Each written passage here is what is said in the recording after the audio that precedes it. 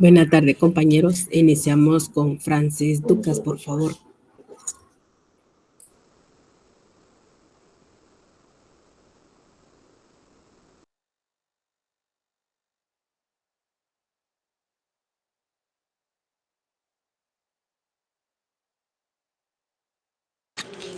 Buenas tardes, compañeros. El día de hoy les voy a hablar sobre un tema que está regulado en nuestro Código Civil, el cual lo pueden encontrar en el artículo 190 y este habla sobre el parentesco. En este artículo el Código nos establece que hay tres clases de parentesco. Está el de consanguinidad, el de afinidad y el civil. El de consanguinidad lo encontramos en el artículo 191, que establece que es el que existe entre personas que descienden del mismo progenitor. La afinidad la define que es el parentesco que se encuentra en el vínculo que está entre el cónyuge y la otra persona. Y el parentesco se puede ir dando conforme el grado de parentesco que hay entre las personas y sobre la línea de ascendencia o descendencia que van descendiendo dentro de las personas. Y esta se puede dar en línea recta y en línea colateral. Y el desglose de estos temas los podemos encontrar desde el artículo 190 hasta el 198 de nuestro Código Civil.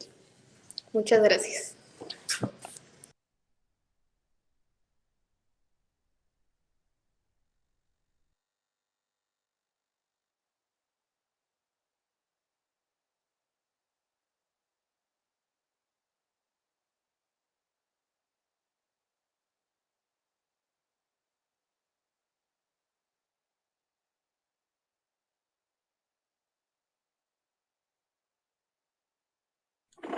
Buenas tardes, mi nombre es Jacqueline Huarcas y quiero hablarles sobre los derechos de las personas discapacitadas. Todo ciudadano debe tener conocimiento que la discapacidad es una disminución física sensorial que incapacita total o parcialmente a una persona, teniendo dificultades para poder realizar ciertos trabajos. Observando que ser una persona con discapacidad en Guatemala es una desventaja en el tema de inclusión, acceso a la información, a la salud, al trabajo y a la educación. Una situación problemática que se presenta es la falta de información, porque resulta de especial interés conocer cuáles son los derechos que velan por el interés y protección de todas aquellas personas que sufren de alguna discapacidad. El Estado debería responsabilizarse de crear espacios, servicios y oportunidades como lo podría tener cualquier otro ciudadano. Los derechos humanos son universales, sociales y culturales. Pertenecen a todos los seres humanos, incluyendo a las personas con discapacidad. Las personas discapacitadas deben gozar de sus derechos humanos y libertades fundamentales, en términos iguales con otros en la sociedad, sin discriminación de ningún tipo. Ellos también disfrutan de ciertos derechos específicamente ligados a su estatus. Existen leyes como también existen instituciones que velan por la integridad y el respeto de las personas discapacitadas. Entre ellas podemos mencionar el reglamento al decreto número 135-96, Ley de la Atención a las Personas con Discapacidad, considerando que la Constitución Política de Guatemala reconoce el deber del Estado frente a sus habitantes, garantizando su protección y desarrollo al señalar que su fin supremo es la realización del bien común. Esto se basa en el artículo 53 de la Constitución Política de Guatemala, conforme que el Estado garantiza la protección de las personas minusválidas y personas con limitaciones físicas, psíquicas o sensoriales, y declara de interés nacional su atención médico-social promoviendo las políticas que incorporan y rehabilitan a estos, tomando en cuenta también el artículo 171 de la Constitución Política de la República de Guatemala, que decreta la Ley de Atención a las Personas con Discapacidad. La exclusión hacia las personas con discapacidad cada día es más preocupante, ya que el mismo gobierno no presta interés a estos programas en beneficio a este sector. para que ellos puedan beneficiarse y así salir adelante, o si se hacen valer los decretos impuestos por el mismo gobierno. Es necesario tomar en cuenta las opiniones de las personas discapacitadas, ya que nos enfocamos en los derechos que no se les están respetando y no se les están tomando en cuenta. Gracias.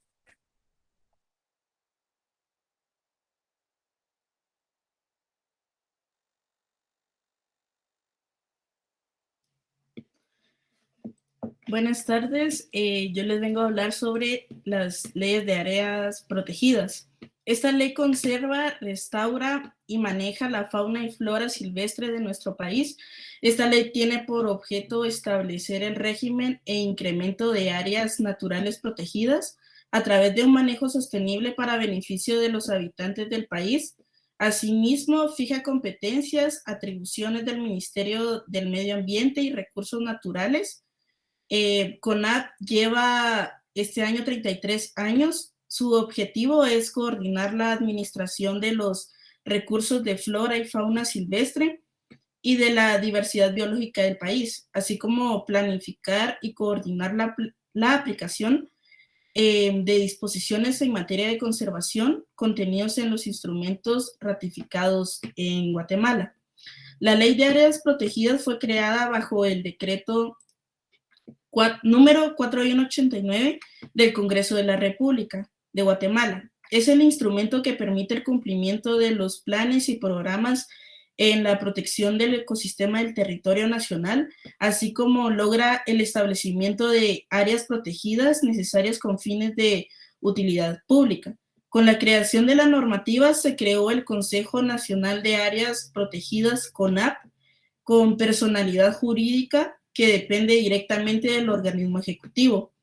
Como órgano máximo de dirección y coordinación del Sistema Guatemalteco de Áreas Protegidas, SIGAP. En el artículo 7 de la Ley de Áreas Protegidas se define las áreas protegidas, incluidas sus zonas de amortiguamiento, las que tienen por objeto la conservación, el manejo racional y la restauración de la flora y fauna silvestre, recursos conexos y sus interacciones naturales, sus suelos de tal modo de mantener opción de desarrollo sostenible. En cuanto a las áreas en propiedad privada, se establece en el artículo 10 que los propietarios de dichas áreas mantendrán plenamente sus derechos de acuerdo a las normas aplicables al Sistema Guatemalteco de Áreas Protegidas. El procedimiento para la declaratoria de un área protegida se regula en los artículos 11 y 12 de esta misma ley. También se regulan las series y faltas y delitos, así como sus sanciones en los artículos 81, 82, 83 bis, los cuales establece el atentado contra el patrimonio cultural, el tráfico ilegal de flora y fauna, usurpación de áreas protegidas y las multas, las cuales ingresarán a los fondos privados de CONAP. Muchas gracias. Buenas tardes, el tema que deseo abordar yo es la inconstitucionalidad. Si lo vemos desde un panorama nacional, pues tenemos conocimiento muy genérico de qué es la misma, ¿verdad? Esto quiere decir que todo lo que está en contra de la Constitución y que la decisión de qué es inconstitucional y qué no lo es, corresponde, por supuesto, a la Corte de Constitucionalidad. Sin embargo, la materia suele ser más compleja que solo a qué aborda o qué es lo que le corresponde. Nos surgen preguntas en el proceso, en el desarrollo del tema de cuál es el origen del máximo tribunal. La constitucionalidad es una acción o es un recurso. ¿Quién puede pedir inconstitucionalidad y qué puede ser declarado como inconstitucional? Si nos vamos a los inicios, tomemos en cuenta lo planteado. La Corte de Constitucionalidad surgió con la Constitución de 1965, en donde aquí se creó un tribunal no permanente, integrado por 12 magistrados, donde incluye al presidente que le precedía en su momento, 4 magistrados de la misma Corte Suprema de Justicia y los 7 restantes que se elegían por sorteo global entre magistrados de las Cortes de Apelaciones y de lo contencioso administrativo. Este, por supuesto, fue el primer intento de un tribunal constitucional, especializado en el país, y sus funciones se reducían básicamente a conocer el recurso de inconstitucionalidad y a declarar por la mayoría de 8 de sus miembros la inconstitucionalidad de las leyes. Si nos abocamos a la Constitución Política del año de 1985, crea la Corte de Constitucionalidad con carácter ya permanente, de jurisdicción privativa, cuya función esencial es, por supuesto, la defensa constitucional y la interpretación de la Constitución misma, con énfasis en la independencia política y económica. Los magistrados de la Corte de Constitucionalidad, ya con las normas actuales, duran en funciones un año. Se toma el presidente en cuenta, el que sea de mayor edad, y va tomando el puesto posterior a este año en orden descendente, acorde a los puestos colocados, ¿verdad? Ya con respecto al principio de superlegalidad constitucional, nos podemos basar o podemos resumirlo diciendo que la Constitución representa una ley suprema en donde se vinculan tanto al gobernante como a nosotros los que somos gobernados. Inclusive toma en cuenta o abarca lo que son los congresistas y los diputados a la hora que estos tienen limitado su esfera de acción para poder emitir leyes, en sentido que estas, si llegaran a tener una contradicción con la norma fundamental del Estado, pues por supuesto no se podría proceder a emitir el decreto o lo que se esté buscando aprobar por parte de estas personas, ¿verdad? En este caso, para ser válido, o realizable los distintos sistemas jurídicos y la supremacía de la Constitución sobre las leyes, reglamentos o las disposiciones de carácter general, pues definitivamente se toman en cuenta el sistema americano difuso y el europeo. Gracias.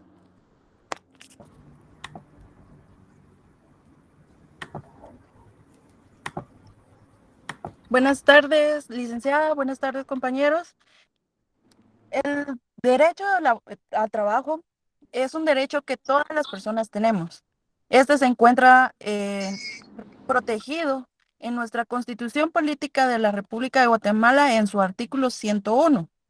Los trabajadores y trabajadoras a veces no conocen sus derechos y cuando conocen, algunas se enfrentan con problemas para hacerlos valer. Yo les hago una pregunta. ¿Conocen cuáles son las obligaciones del patrono en caso de un despido injustificado? Bueno, para empezar tenemos que definir qué es un despido justificado. Este consiste en que en la decisión unilateral del patrono determinar relación de trabajo en vista de que el trabajador ha incurrido en una de las causales enumeradas en el artículo 77 del Código de Trabajo. Bueno, ahora el despido injustificado es aquella cancelación de contrato por la cual atraviesa un empleado sin obtener razones concretas, lógicas y válidas para ser suspendido definitivamente de sus actividades laborales. Por lo general, suele ser un acto de atropello a los derechos del trabajador por parte del patrono. Es importante que sepamos cuáles son las obligaciones que deberá de cancelar el patrono en caso de que despida a un trabajador sin justa causa. Para el efecto es importante fundamentarnos en nuestro Código de Trabajo. En su artículo 78, este dice que la terminación del contrato de trabajo conforme a una o varias de las causas enumeradas en su artículo anterior, surten efectos desde que el patrono comunique por escrito al trabajador indicándole la causa del despido y este cese efectivamente sus labores. Pero el trabajador goza del derecho de emplazar al patrono ante los tribunales de trabajo y previsión social antes de que transcurra el término de prescripción, con el objeto de que pruebe la justa causa en que se fundó el despido. Si el patrono no prueba dicha causa, él debe de pagar al trabajador, primero, la indemnización que el código estipula y segundo, a título de daños y perjuicios, los salarios que el trabajador ha dejado de percibir desde el momento del despido hasta el pago de su indemnización hasta un máximo de 12 meses de salario y costas judiciales. En virtud de la normativa citada, el trabajador, dentro del plazo de 30 días, deberá emplazar al patrono a efecto de que le pague la indemnización al cual se le cancelará un salario por un año laborado. En caso de que sea el Estado, serán de 10 salarios, los daños y perjuicios hasta un máximo de 12 salarios y las costas judiciales. Es importante señalar que el trabajador no puede pretender que se le paguen los salarios dejados de percibir en virtud de que el pago de indemnización supone la terminación del vínculo contractual.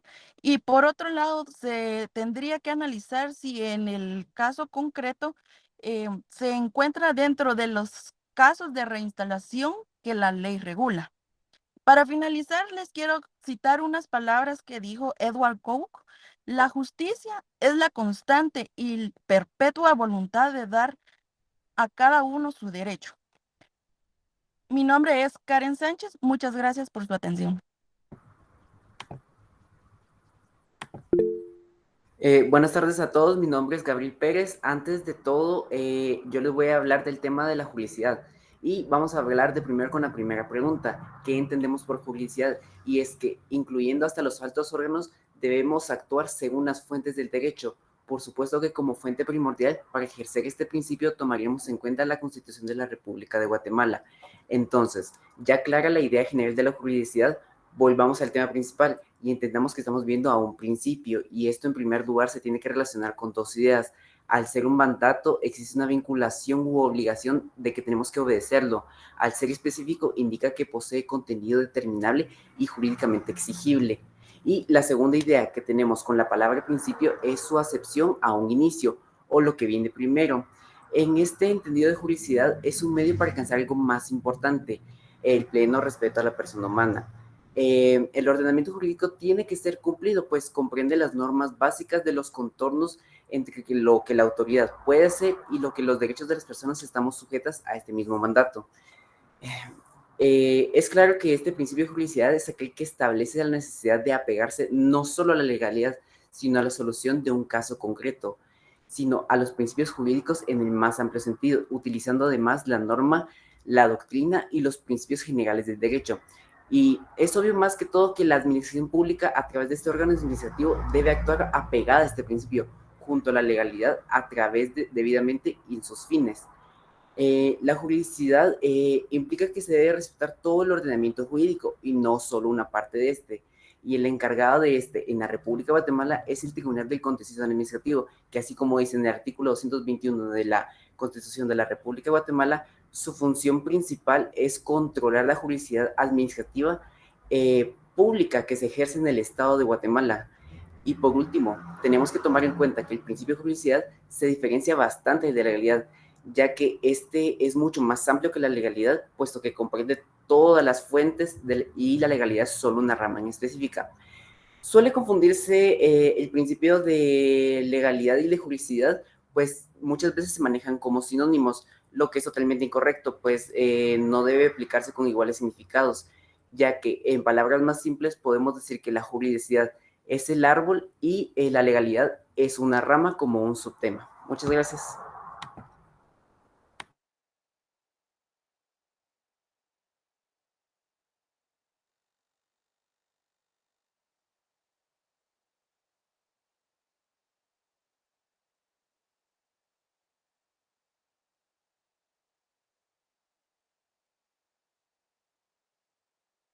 Eliseo no se le escucha.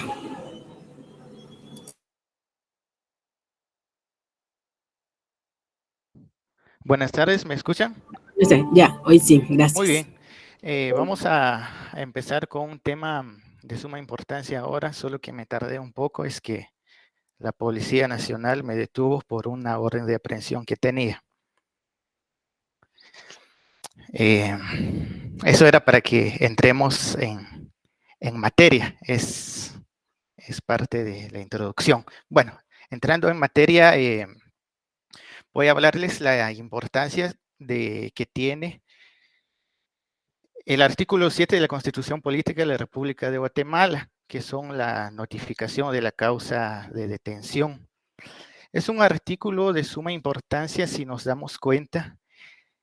Debe de cumplirlo estrictamente, en este caso la Policía Nacional Civil, porque debe de notificar inmediatamente en forma verbal o por escrito, decir el lugar donde permanecerá el detenido, si fue por un orden de juez, si fue por flagrancia.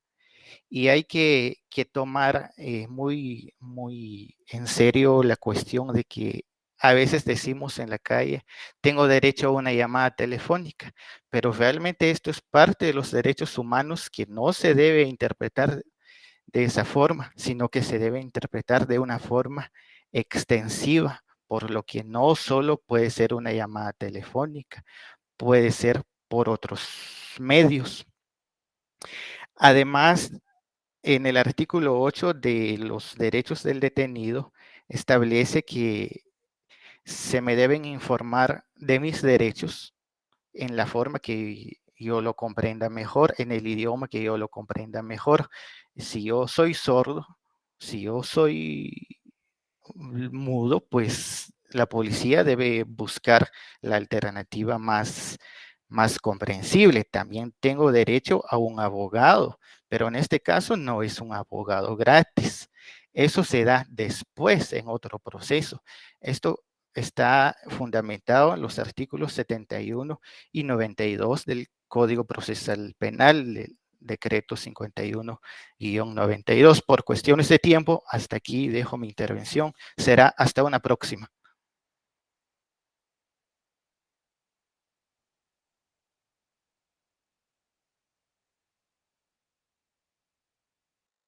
Buenas tardes, compañeros. Mi nombre es Kenny Kwan. Pues el día de hoy me gustaría platicar un poco con ustedes acerca de la ética que nosotros como profesionales debemos de tener. Como todos sabemos, existe un código de ética profesional que los invito a que lo lean si aún no lo han leído detenidamente, ya que algunas ocasiones nosotros únicamente lo leemos por cuestiones de obligación para nuestros cursos. Pero si nosotros venimos y detenidamente leemos lo que en él está la esencia de lo que hay dentro de este código, nosotros podremos ver las deficiencias que lamentablemente al día de hoy existe en nuestra carrera.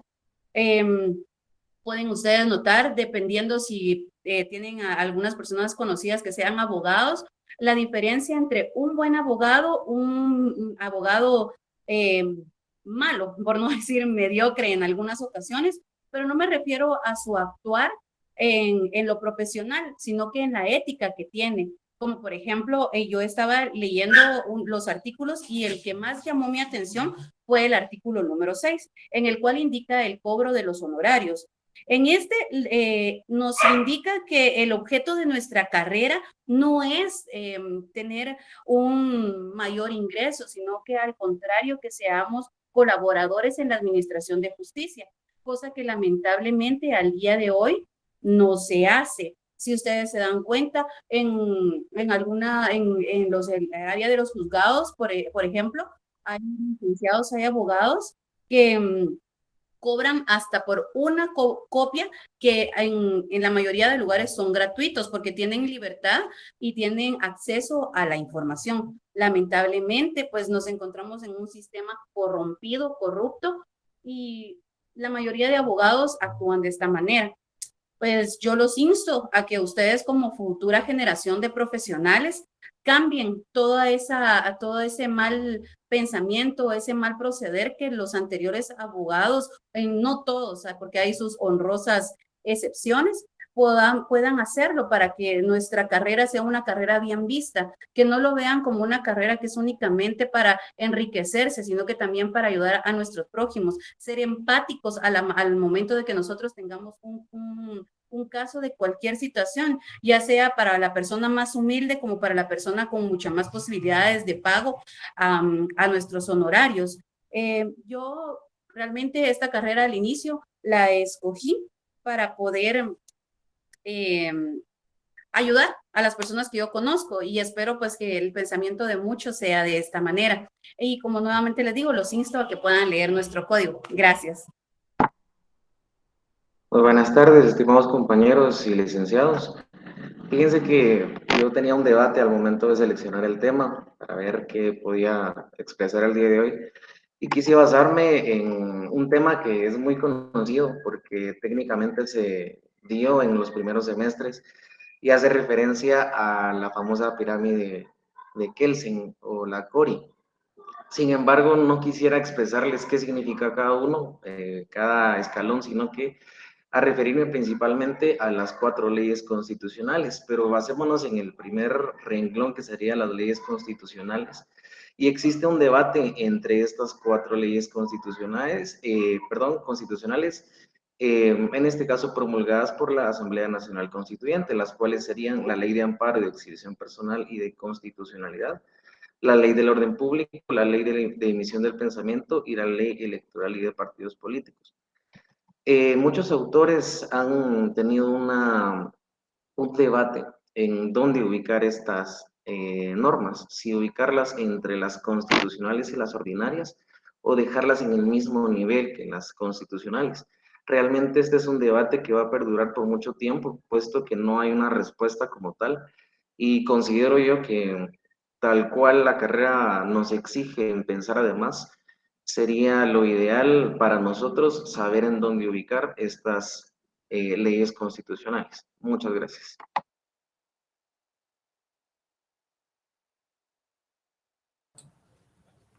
Buenas tardes, estimada licenciada y compañeros. Soy Douglas Estrada y el día de hoy estaré hablando sobre los principios jurídicos en el área práctica.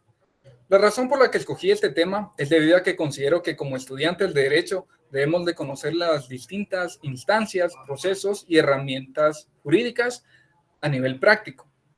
Para continuar debemos de saber qué son los principios jurídicos.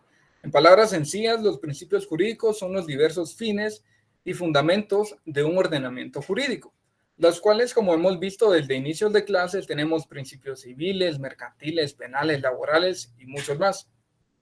Pero aquí es donde viene la pregunta. ¿Existe una jerarquía en los principios o hay unos principios más importantes que otros? La respuesta es que sí.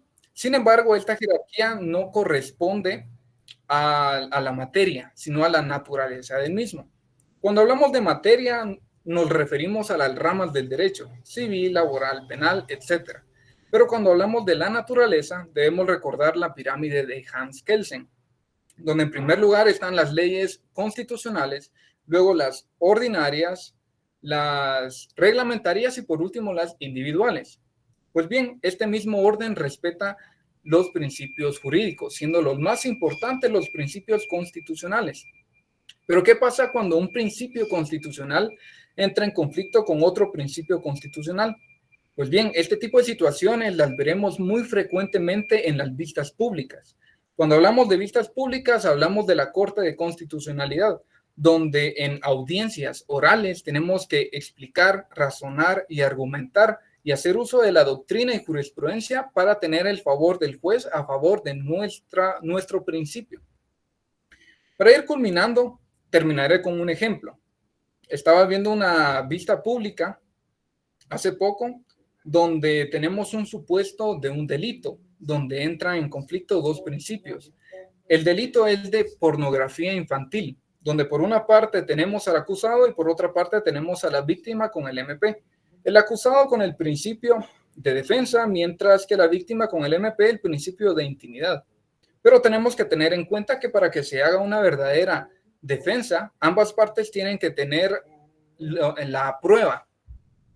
Sin embargo, tenemos que tener en cuenta también que si se comparte esta prueba por su naturaleza de ser pornografía infantil, se cometería un delito. Entonces acá es donde entra en conflicto y los abogados tuvieron que exponer sus argumentos. Es así como la Corte de Constitucionalidad se fue a favor de la víctima por lo propio del delito. Y es así como podemos ver un ejemplo de los conflictos de los principios y cómo existe la jerarquía de los mismos. Muchas gracias.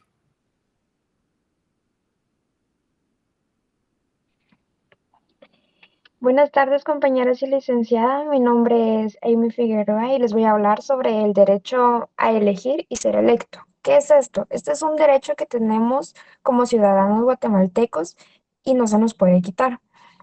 Esto se encuentra en el artículo 136 de la Constitución Política de la República de Guatemala.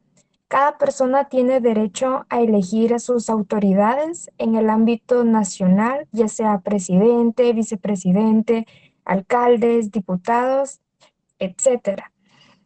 También lo podemos llevar a un entorno de, por ejemplo, en la universidad.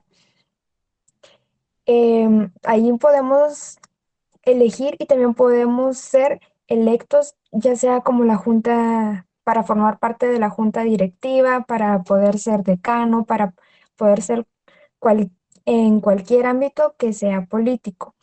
Este es un derecho que tenemos como ciudadanos para, y no puede ser, no se nos puede ser quitado. Muchas gracias.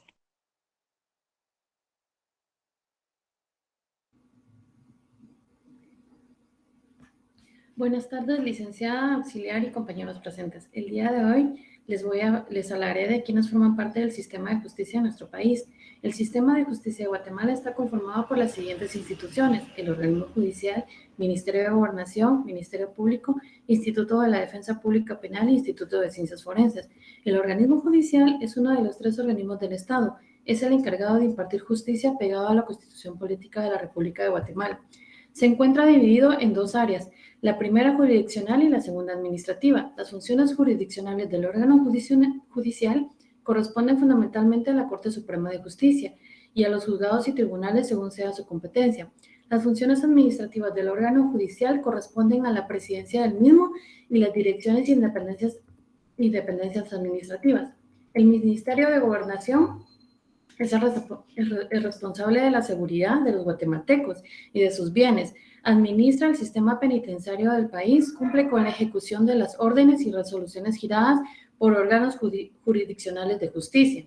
El Ministerio Público es una institución autónoma encargada de investigar los delitos de acción pública y promueve la persecución penal ante los tribunales de justicia. Asimismo, dirige a la Policía Nacional Civil y demás cuerpos de seguridad del Estado en las investigaciones de más hechos delictivos, efectuando las diligencias necesarias ante los tribunales de justicia. El Ministerio de la Defensa Pública Penal goza de autonomía funcional y total independencia técnica para el cumplimiento de sus funciones. Es la institución encargada de representar a las personas de escasos recursos económicos, promoviéndoles de un abogado desde el inicio del proceso penal.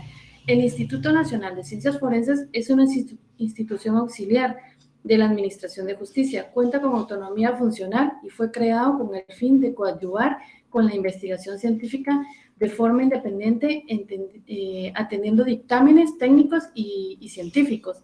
De esta forma es como el organismo judicial, como pilar fundamental del sistema de justicia, continúa liderando la lucha para combatir la corrupción y fortalecer la administración de justicia en todas sus ramas. Muchas gracias.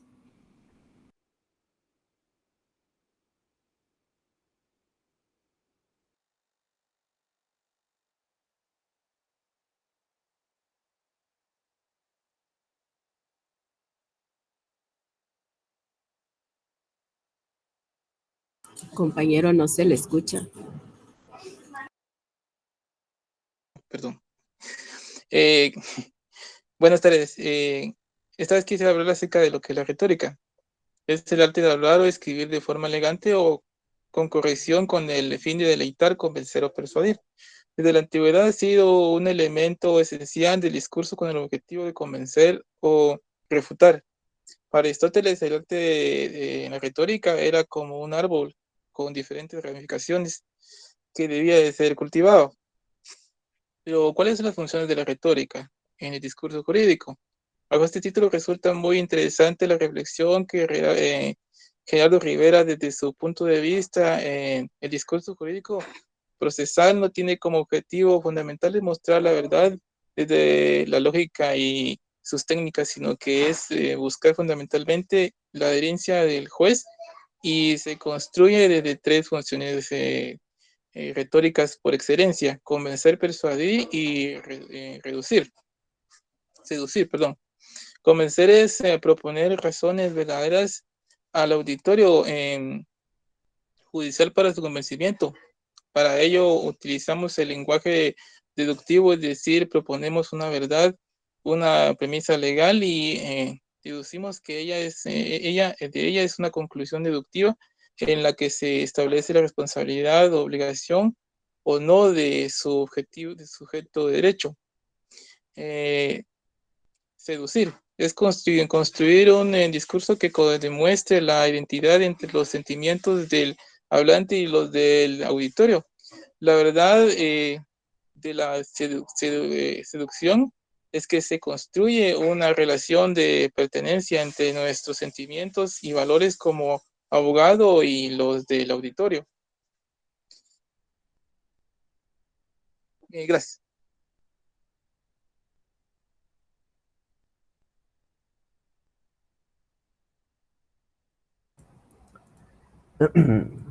Buenas tardes, mi nombre es Daniel Iscayao.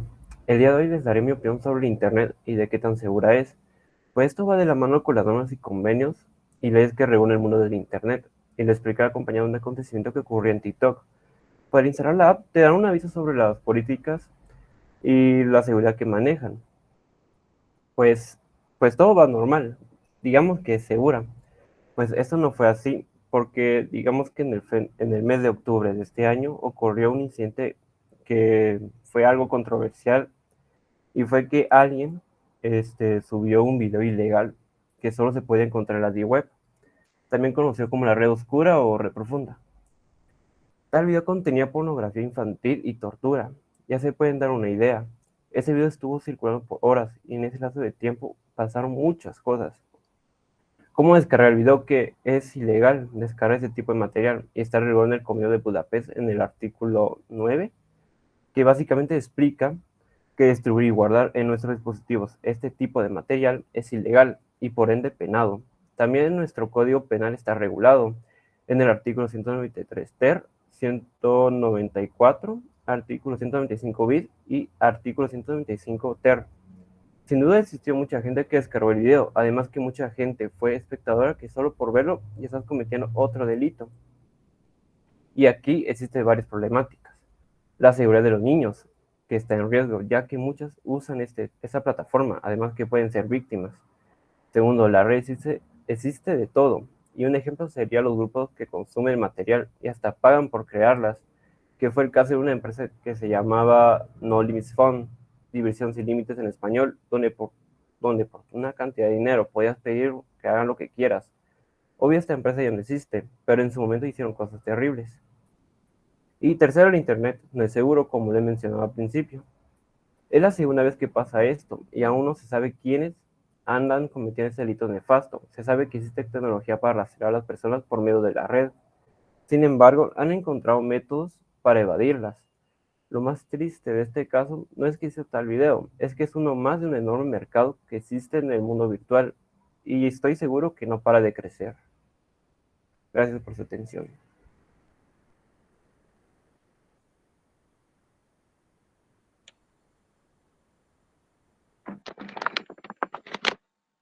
Buenas tardes, licenciada, compañeros presentes. En este momento, pues, voy a hablar sobre qué es la pensión alimenticia. La pensión alimenticia está comprendida por una pensión, valga la redundancia, en dinero, fijada de común acuerdo con la persona obligada, o bien fijada por un juez que atiende a las necesidades que debe recibir a las posibles personas. No existe ninguna tabla o guía de montos fijos que se debe pagar por una hija o un hijo, o por una esposa o conviviente. El juez o jueza determina según su criterio y las circunstancias de cada caso. ¿Qué incluye la pensión alimenticia? De acuerdo a la ley, el concepto de alimentos incluye todo lo necesario para subsistir, además de alimentos, vestidos, educación, salud, recreación y vivienda. Sin embargo, el monto no siempre se logra cubrir todo lo que se necesita para subsistir.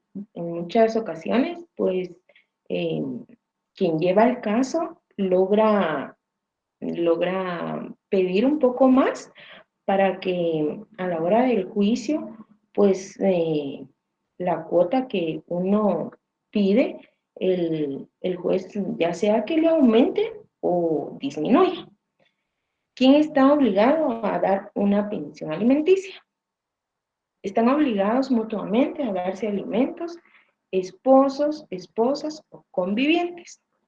Los padres y madres de los hijos con alguna discapacidad, aunque tengan la mayoría de edad, ya que esta situación necesitan apoyo y además cuidados y medicinas especiales. El esposo que trabaja remuneradamente a la esposa conviviente en caso de uniones de hecho, en caso que el padre esté imposibilitado o cuando se encuentre fuera del país. Esta pensión alimenticia la dará el abuelo paterno y en segundo lugar el abuelo materno. ¿Cuándo se determina la pensión alimenticia?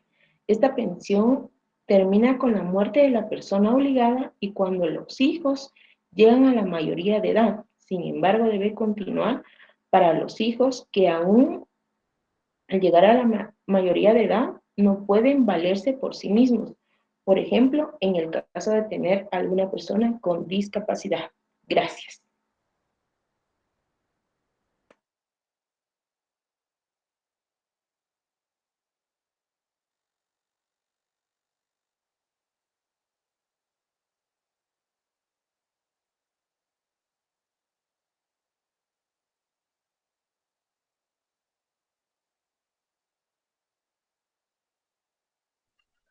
Muy buenas tardes. Compañeros, ¿me escuchan? Sí, Leonel, le escuchamos. Disculpen. Les voy a hablar sobre el robo agravado. Ese es el tema para disertar. Y del robo también, del robo simple. Ahí les puse una pequeña diapositiva y espero la tomen en cuenta. En el artículo 151 habla sobre el robo agravado en el Código Penal y en el artículo 252 habla sobre el robo agravado y sus incisos. También en los del hurto, el 247, del inciso 1 al 4, y sin tomar en cuenta el 5, de ahí llegamos al 6 hasta el 11, esos también entran como robo agravado. Okay, ahorita vamos a cambiar un segundito.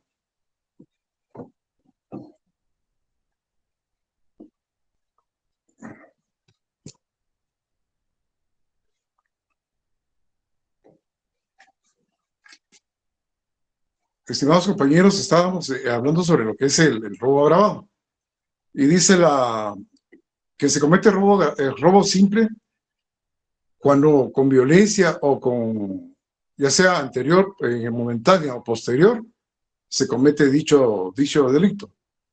Yo tuve la oportunidad de poder conocer un caso sobre un joven que tuvo un problema.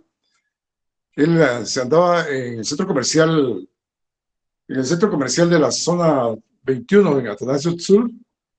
Andaba él tomado y parece que abrió un carro.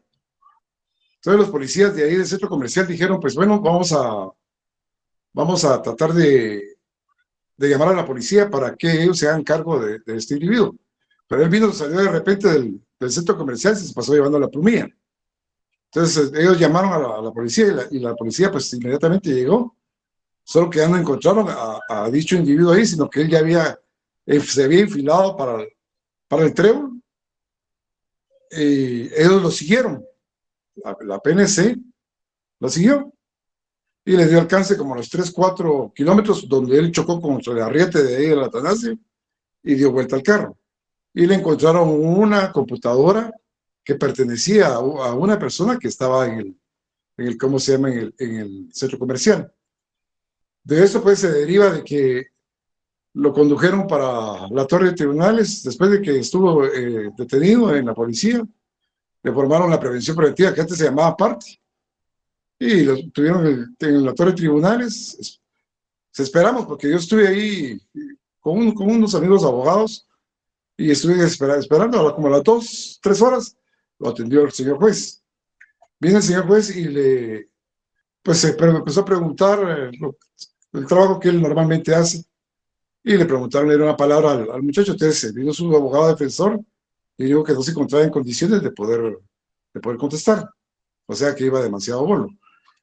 Entonces entonces el juez lo dejó, lo ligó a proceso, a proceso, y se fue a prisión preventiva. Entonces, después de eso, la situación fue la siguiente, que este muchacho iba demasiado tomado y los policías en la prevención pusieron de que él había abierto 21 carros. Entonces yo me quedé pensando, ¿cómo es posible que un individuo que esté tomado y había dicho la EMIXTRA que le habían hecho un examen de alcoholemia donde andaba como 13, 14 grados arriba, él no podía haber abierto 21 carros en un momento dado, ¿verdad? Entonces, en cuanto a los, de manera, se debe hacer una investigación en cuanto a todos los que, participan en ella, y de tal forma fue de que llegaron y se cometió el delito, y el delito fue puesto a la policía, y vino el MP y le dictó, encuadraron el delito como un delito de robo agravado. Entonces se trató los abogados trataron de ver cómo podían hacer para cambiar a un robo simple, ya que las condenas son muy diferentes y en cierto momento el delito no goza el robo agravado no goza de lo que goza el delito simple o el robo simple. Entonces se comete el robo simple con lo que es ¿cómo les dijera yo?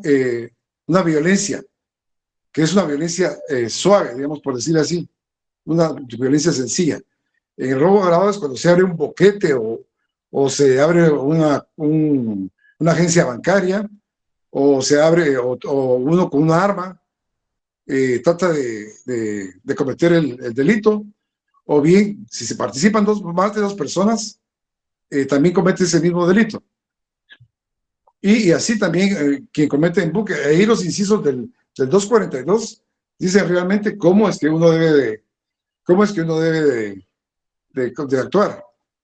Entonces, de tal forma que yo lo que pido de favor es de que todos los que estamos estudiando esta preciosa y dichosa escuela del derecho, pensaríamos que deberíamos de tener en cuenta mucho la prevención policial, porque de ahí dependió todo el que a este joven se le haya detenido y que se le haya puesto robo agravado, porque no existió el robo agravado, sino que solo existió un robo simple, ya que solo fue un carro que se abrió y lo abrieron sin violencia. Bueno, debemos de investigar de manera exhaustiva como abogados defensores cómo ocurrieron los hechos y crear en cuanto a la deuda de prevención policial y a los fiscales del Ministerio Público para que se queden satisfechos con la argumentación que uno pueda darles. Nomás ese es todo, y Dios los bendiga. Muchas gracias.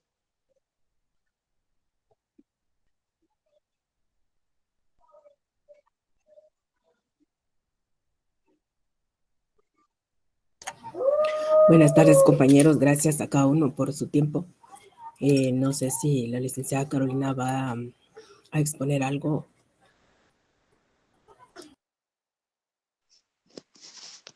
Buenas tardes, compañeros. Espero realmente que cada uno de ustedes haya adquirido conocimiento en esta cátedra que me tocó dar.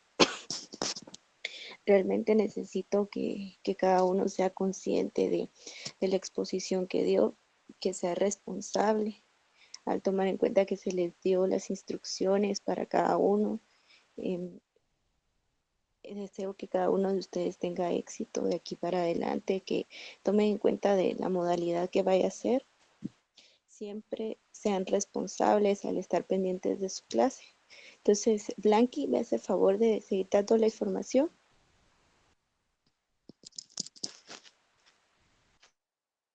Gracias, licenciada. Solo con una observación, compañeros. El día de mañana, pues únicamente les llegará el examen escrito a aquellos que no hicieron su examen oral. Si por alguna razón les llegara, no creo que eso pase, ¿verdad? Pero como no somos perfectos, que tal vez se me vaya a un clase y se vaya a alguno de los que expusieron, no deben de abrir la evaluación, porque al ustedes abrirlo a mí me sale y automáticamente se les anularía tanto el oral como el escrito. Por favor, tómenlo muy en cuenta. Va a haber a unos que les va a llegar a su correo su examen. Necesito que por favor estén pendientes y a otros les va a llegar en la plataforma. No sé si alguien tiene alguna duda.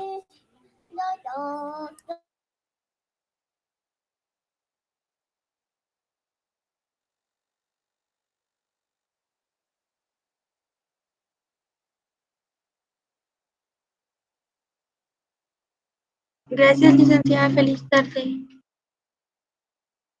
Bueno, entonces pasen feliz tarde, compañeros, y nos vemos mañana, primero Dios, y a los que pues expusieron, pues feliz año nuevo. Muchas gracias, feliz tarde, bendiciones. Feliz tarde, licenciada. Muchas gracias. Y Blanqui, gracias por todo. Feliz tarde. Feliz tarde, compañeros.